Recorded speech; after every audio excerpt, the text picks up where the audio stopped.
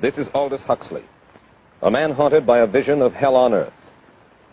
A searing social critic, Mr. Huxley, 27 years ago, wrote Brave New World, a novel that predicted that someday the entire world would live under a frightful dictatorship.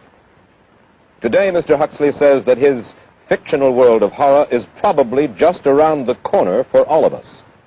We'll find out why in a moment. Let's become more immediate, more urgent about it.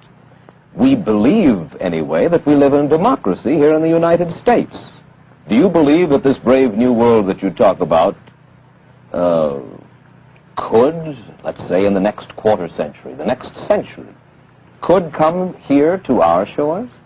I think it could. I mean, that's why I feel it's so extremely important here and now to start thinking about these problems, not to let ourselves be taken by surprise by the new advances in technology. I mean, for example, in regard to the use of the drugs, we know there's enough evidence now for us to be able, on the basis of this evidence and using a certain amount of creative imagination, to foresee the kind of uses which could be made by people of bad will with these things, and to attempt to forestall this. And in the same way, I think with these other methods of propaganda, we can foresee and we can do a good deal to forestall. I mean, after all, the price of freedom is eternal vigilance.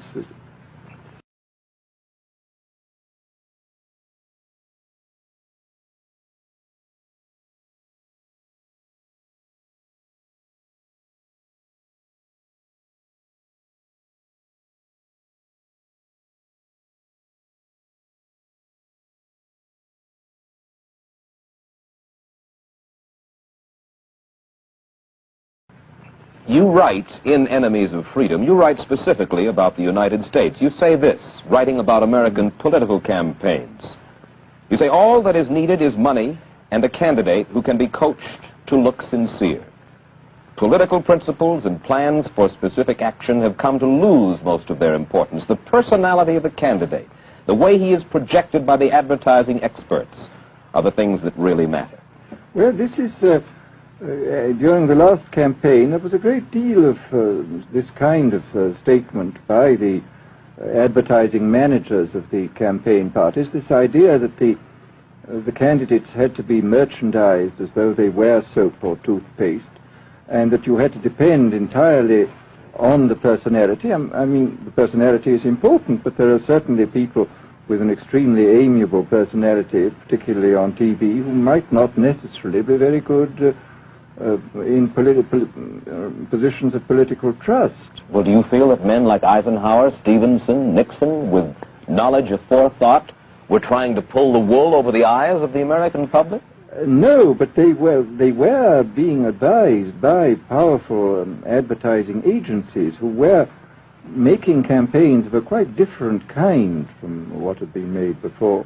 And I think we shall see probably all kinds of new devices coming into the picture. I mean, for example, this thing which got a good deal of publicity last autumn, subliminal projection. I mean, as it stands, this thing, I think, is of no menace to us at the moment. But I was talking the other day to one of the people who has done most experimental work in the psychological laboratory with this, who was saying precisely this, that it is not at the moment a danger, but once you've established a principle that something works, you can be absolutely sure that the technology of it is going to improve steadily. And I mean, his view of the subject was that, well, maybe they will use it to some extent in the 1960 campaign, but they will probably use it a good deal and much more effectively in the 1964 campaign, because this is the kind of rate at which technology advances. And we'll be persuaded to vote for a candidate that we do not know that we are being persuaded to vote for. Exactly. I mean, this is the rather alarming feature, that you're being persuaded below the level of choice and reason. In regard to advertising, which you mentioned just a little ago, in your writing, particularly in Enemies of Freedom, you attack Madison Avenue, which controls most of our television and radio advertising, newspaper advertising, and so forth. Why do you consistently attack the advertising agency? Well, no, I think that advertisement plays a very necessary role, but the danger, it seems to me, in a democracy is this. I mean, what does a democracy depend on? A democracy depends on the individual voter making an intelligent and rational choice for what he regards as his enlightened self-interest in any given circumstance. But what these people are doing, I mean, what both for their particular purposes, for selling goods, and the dictatorial propagandists are doing, is to try to bypass the rational side of man and to appeal directly to these unconscious forces below the surface, so that you are in a way making nonsense of the whole democratic procedure, which is based on conscious choice on rational grounds. Of course, well, maybe you have just answered this next question, because in your essay you write about television commercials, not just political commercials, but television commercials as such, and how, as you put it, today's children walk around singing beer commercials and toothpaste commercials, and then you link this phenomenon in some way with the dangers of a dictatorship. Now, could you spell out the connection, or how do you feel that you have done so sufficiently? Well, I mean, here, this whole question of children, I think, is a terribly important one, because the children are quite clearly much more suggestible than the average grown-up. And again, suppose that for one reason or another all the propaganda was in the hands of one or very few agencies, you would have an extraordinarily powerful force playing on these children, who after all are going to grow up and be adults quite soon. I do think that this is not an immediate threat, but it remains a possible threat. And you said something to the effect in your essay that the children of Europe used to be called cannon fodder, and here in the United States they are television and radio fodder.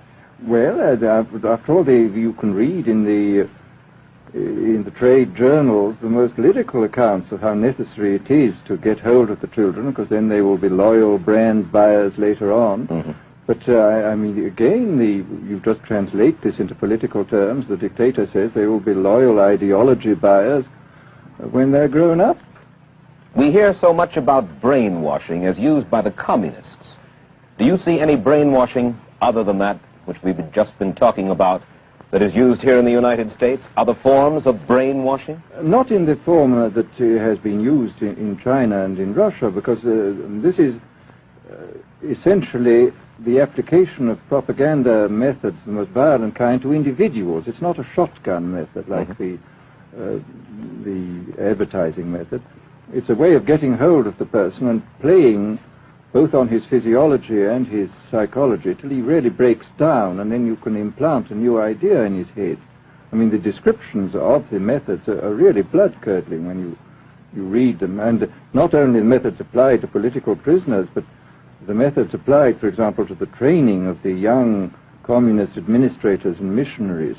They receive an incredibly tough kind of training, which causes about 25% of them to break down or commit suicide, but produces 75% of completely one-pointed fanatics.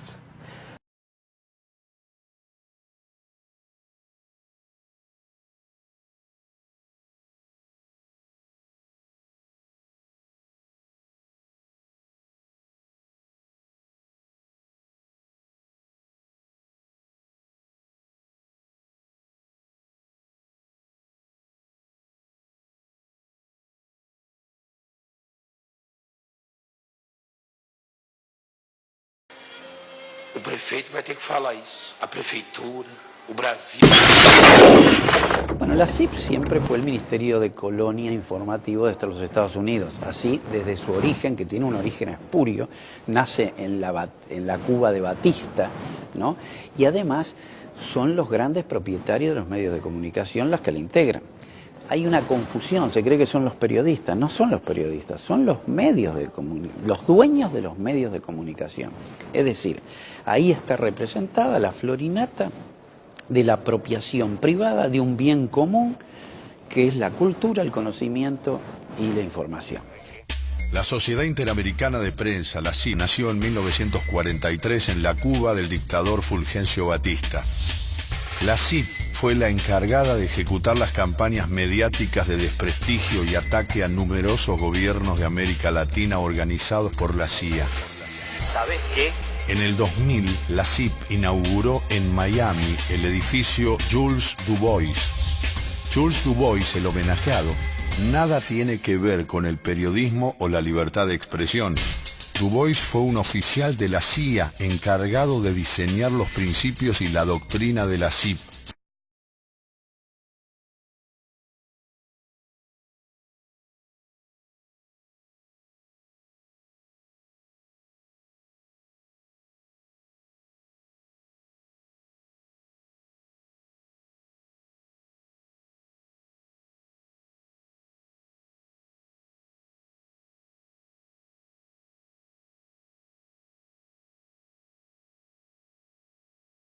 Eu não quero que ele ajude.